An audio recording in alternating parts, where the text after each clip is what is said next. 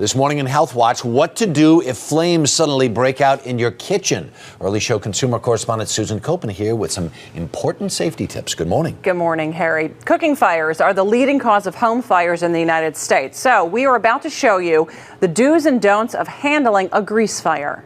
In just minutes, an entire house can go up in flames. And most of those fires start right here, the kitchen.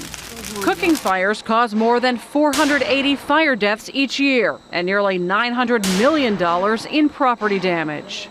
Grease fires that get out of control are one of the main culprits. To see firsthand just how out of control they can get, we went to the State Farm Building Technology Research Lab outside of Chicago.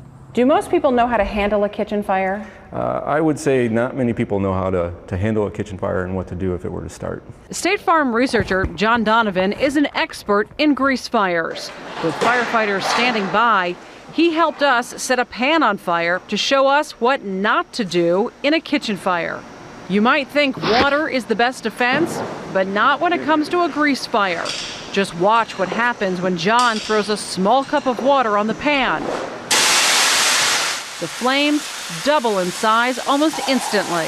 We threw probably 1.5 ounces of water on that fire, and you saw the flare-up we got from that. Absolutely the worst thing you can do to a grease fire is throw water of any sort on it, any amount, anything, no water.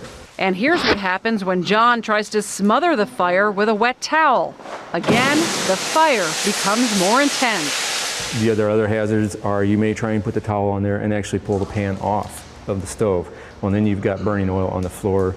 Most likely you've got it on whoever was trying to throw the towel on. So you're just, you're causing more problems than you're trying to solve. Even using a fire extinguisher that is water-based can have disastrous results.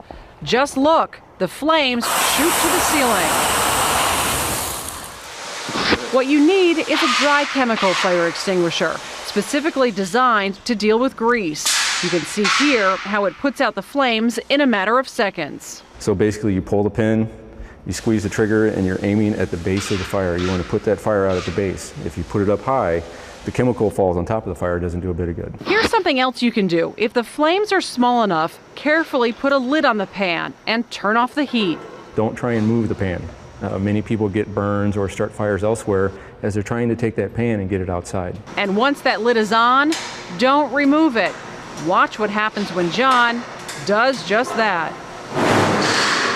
Even if you've turned that burner off, that pan is holding the heat, the oil is holding the heat, it's going to light again. If a grease fire is left alone, even for a few minutes, your whole kitchen can go up in flames. Watch what happens when we let this pan burn. Within 30 seconds, the flames reach the vent. At 1 minute, the cabinets are on fire. 2 minutes, the stove and cabinets are fully engulfed and flames are reaching the ceiling. At 3 minutes, firefighters come in to knock the fire down. From the time that fire starts, how long do you have to realistically try to put it out on your own? Once the fire lights, you have 30 seconds to a minute of opportunity probably. 30 seconds, you have a small flame, probably about this high. But after a minute, you're starting to get flames up almost as high as the cabinet. At 2 minutes, we've started to engulf the cabinets, so it's way beyond at that point. So realistically, if you can get it within the first 30 seconds, say you were standing in the room when it happened, you could probably get a lid on it and put it out.